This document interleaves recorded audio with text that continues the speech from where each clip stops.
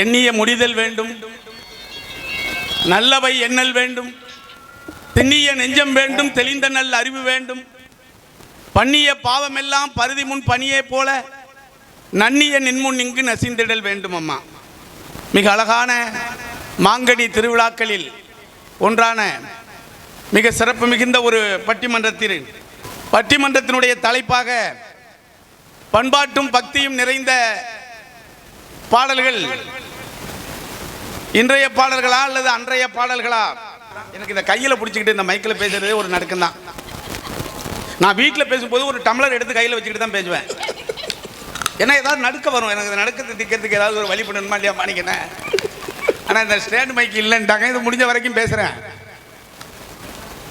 அதனால எல்லாருக்கும் என்னுடைய வணக்கத்தை கூறி, நடுவர் அவர்களே, எங்கள் தம்பி கிருஷ்ணசாமி வந்து பிச்சை எடுத்துகிட்டு உட்காந்துருக்கு. இப்போ இதை தாண்டி நான் பேசணுங்கிறது இருக்க, அது எனக்கு பாட வராது, எனக்கு பாடம் நடத்தவே வராது. இதில் நான் பாடி வேற நடத்துறாது. வகுப்பில் பாடம் நடத்த போனால் அவன் ஜோலி அவன் பார்ப்பங்கிறான், பாடமே கேட்க மாட்டேங்கிறாங்க. இன்னும் சொல்ல போனால் நான் குடும்பத்துக்கே பாடம் நடத்திட்டு வரேன். ஆமாம் சார், இந்த பொம்பளை பிள்ளைங்க இந்த பக்கம் பையன் 2 பேரும் கல்யாணம் பண்ணிக்கிட்டே படிக்கிறாங்க. ஓ, இந்த பக்கம் அவன் பொண்டாட்டி உட்காந்துருக்கும், அந்த பக்கம் அவன் புருஷன் உட்காந்துருப்பான். அப்போ படிச்சுட்டு கல்யாணம் பண்ணாங்களா, கல்யாணம் பண்ணுறப்பே படிச்சுட்டாங்களா? சார், படிச்சுக்கிட்டு இருக்கும்போதே கல்யாணம் பண்ணிட்டாங்க சார். அப்புறம் நேற்று பாடம் நடத்திக்கிட்டு இருக்க இந்த ஒரு 2 வயசு பையன் ஒருத்தன் கூட இவன் ஏன்டா அங்கே வராங்கன்னா அவன் தான் என் பிள்ளைங்கிறான். புள்ள குட்டியோடு சேர்ந்து நான் பாடம் நடத்திட்டு உட்காந்துருக்கேன் சார். அவன் சரி, அவனை அப்படி உட்கார வைடாங்கிறேன். அதனாலும் பரவாயில்ல, பாடம் நடத்திட்டு வரான் அவளை பார்க்குற ஒரு 10 நாய் படுத்து கிடக்கு சார். ஓ, இதெல்லாம் போன ஜென்மத்தில் என் பேச்சை கேட்காத நான் பயிலுவ தான் இப்படி வந்து பறந்து கிடக்குறாங்க அப்படின்னு நானா நினைச்சு சொன்னா வம்பு வந்துருமே.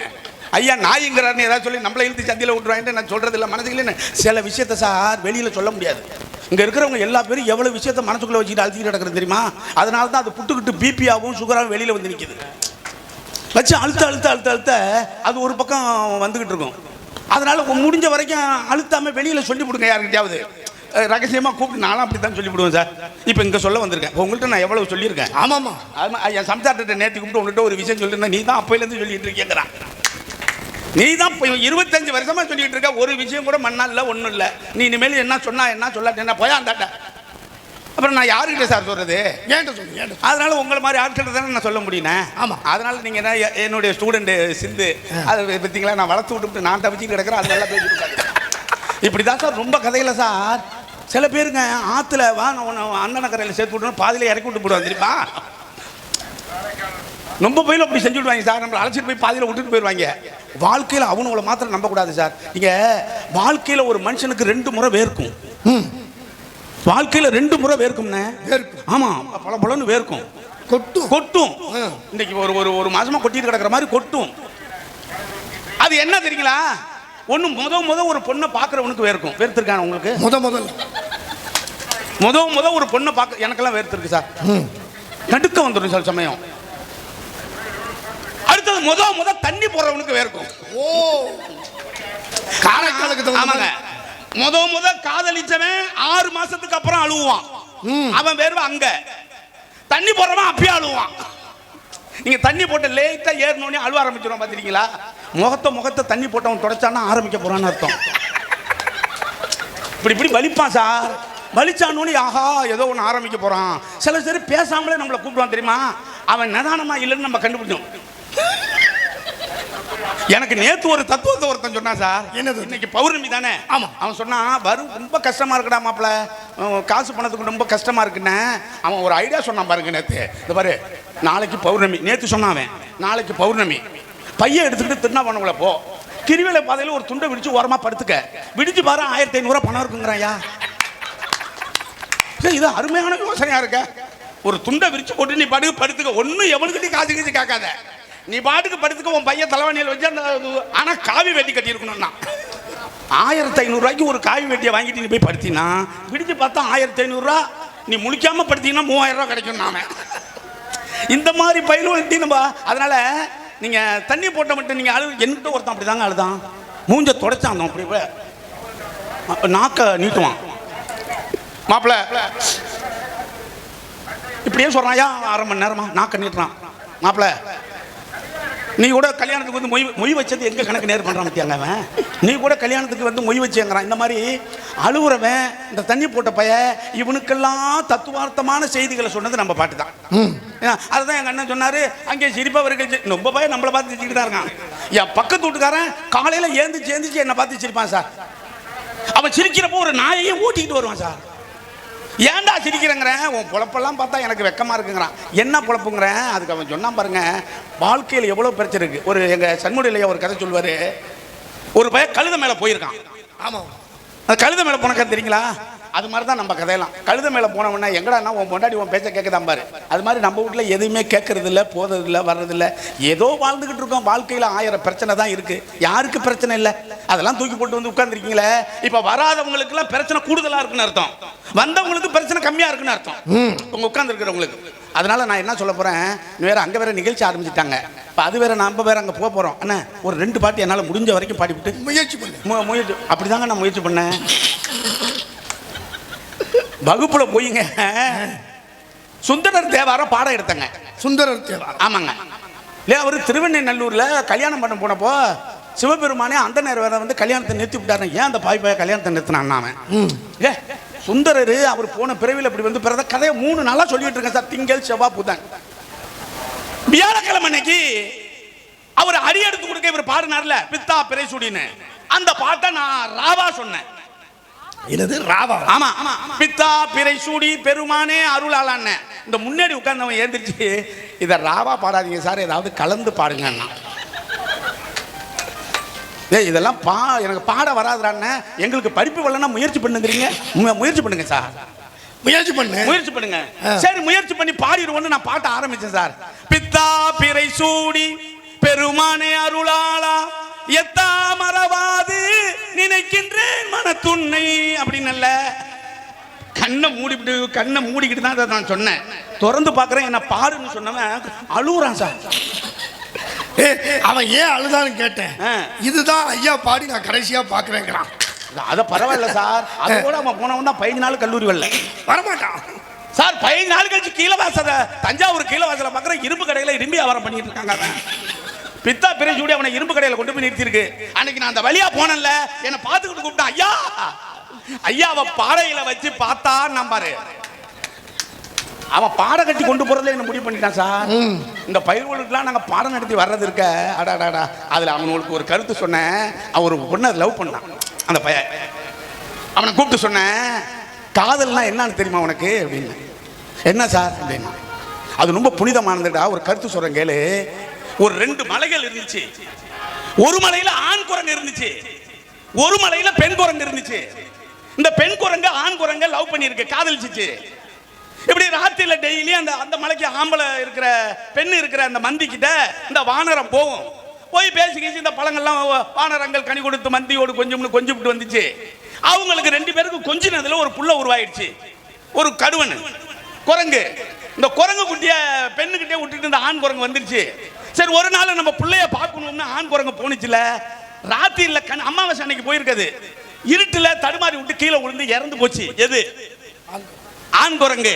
இந்த பெண் குரங்குக்கு மனசு தாங்க முடியாம, இனி நம்ம இந்த உலகத்துல உயிர் வாழக்கூடாதுன்னு தாவுகிற கலையை கல்லாத அந்த கடுவனுங்கிற குரங்கு குட்டியை கொண்டு போய் தான் உறவுக்காரங்கள்ட்ட விட்டுவிட்டு, எந்த மலையில இருந்து அந்த ஆண் குரங்கு கீழே விழுந்து செத்துச்சோ அதே மலையில உருந்து அந்த பெண் குரங்கு செத்து போச்சுடா. இதுக்கு பேரு தான்டா காதல்னு. இதுக்கு பேரு தான் காதல்னு. அப்படியா சார்? இதுக்கு தாண்டா பழசா ஒரு பாட்டு போட்டான், அருமையான பாட்டுறாது. காதலிச்சவன் தூங்குவானா? சொரிசரங்க வந்தவனும் காதலிச்சவனும் தூங்க மாட்டான். இவன் அப்படியே சொல்லிக்கிட்டே உட்காந்துருப்பான், அவன் காதலிச்சவனும் முடிச்சுக்கிட்டே இருப்பான். நீங்க தாடி மீசையை வச்ச ஒரு குடும்பத்தை நம்ம கணக்கு பண்ணிடலான்னு. சரி, தெரியுங்களா? தாடி மீசையை வச்ச குடும்பம் எப்படி நம்ம கணக்கு பண்ணிடலாங்க. இவன் காதலிக்கிறவன் தாடி வளர்ப்பான் பாருங்க. அது மாதிரி அந்த பையன் அருமையா அந்த பாட்டோட அந்த கதையை சொன்ன பாருங்க. காத்து உறங்கும்,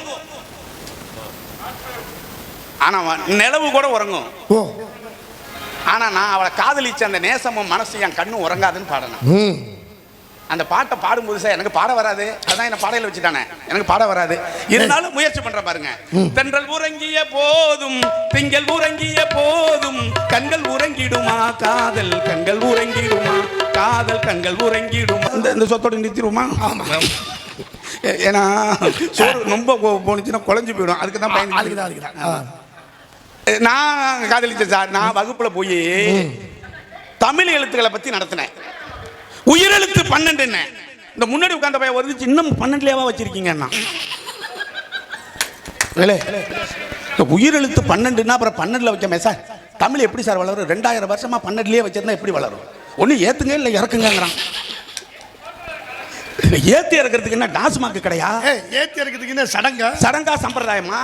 அது அப்படியே தாண்டா இருக்குங்கிற. சரி சரி, அப்புறம் என்ன உன்ன மாதிரி ஆளெல்லாம் தமிழர்கள் இருக்கிற வரைக்கும் அப்படியே தாண்டா இருக்குன்னு அவன் போயிட்டான் சார். சில பயிலுவல சார் நம்ம நடந்து வந்தோம்னு வச்சுக்கோங்க, பைக்கில் வந்து நம்ம முன்னாடி ஒரு ஆட்டாட்டி விட்டுட்டு போவான் சார். நம்ம தடுமாறிட்டு கிடப்போம். அப்படிதான் தடுமாறி கிடக்கிற ஒரு பையன் தண்ணியை போட்டு வந்திருப்பான் போல இருக்கு காலையிலங்கிற ஐயா. இந்த பயிலுவல்கிட்ட சார் நம்ம என்ன சார் செய்யறது? வாழ்க்கையில சார் கஷ்டங்கள் 1000 இருக்கு சார். அந்த கஷ்டத்தை தாண்டி நம்ம வாழ கத்துருமா இல்லையா?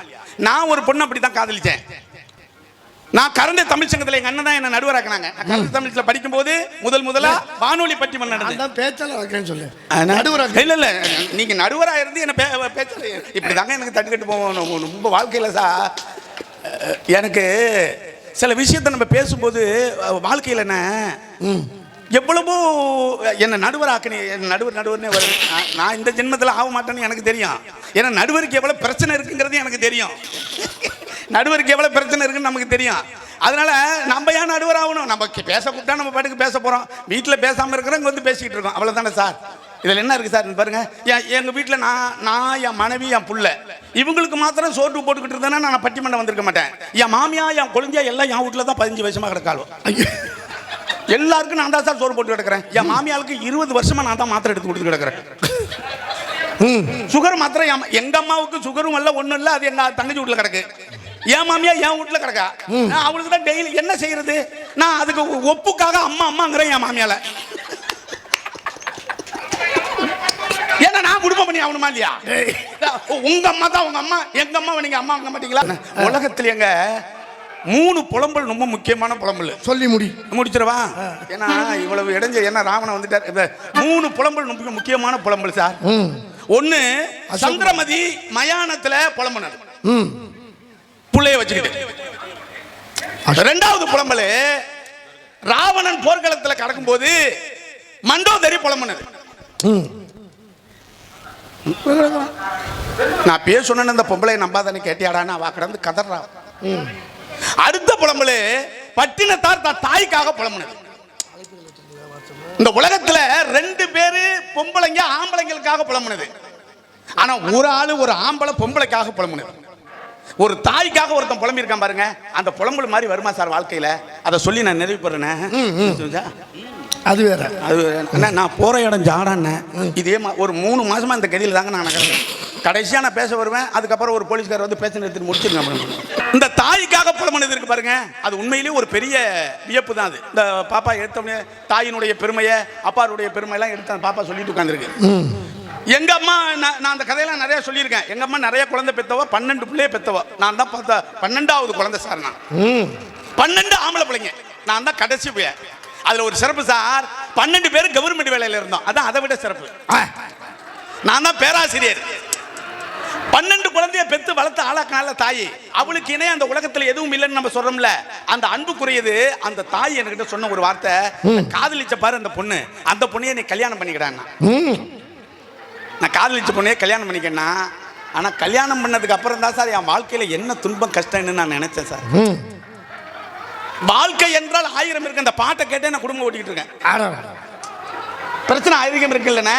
எவ்வளவோ பிரச்சனை இருக்கும், எவ்வளோ கஷ்டங்கள் இருக்கும். அதெல்லாம் தாண்டி நம்ம ஓட்டி ஆகணுமா இல்லையா? அதனால அந்த பாட்டை சொல்றேன் பாருங்களேன். யாரும் என்ன மனசை யாரும் அடக்கிறது இல்லை. மனம் போன வாழ்க்கையில வாழ்ந்துகிட்டு இருக்கோம். எவ்வளவோ மனம் எங்க போகுது அங்க போறான், அவன் தனியா போடுறான், இது கஞ்சா அடிக்கிறான், இவ்வளவோ. ஆனா அந்த மனதை எவன் அடக்கிறானோ அவன் வாழ்க்கையில உருப்பிட்டுருவானா அப்படின்னு ஒரு பாட்டு இருக்கு. அருமையான பாட்டு அது. காட்டு மல்லி பூத்திருக்கேன்னு ஒரு பாட்டு.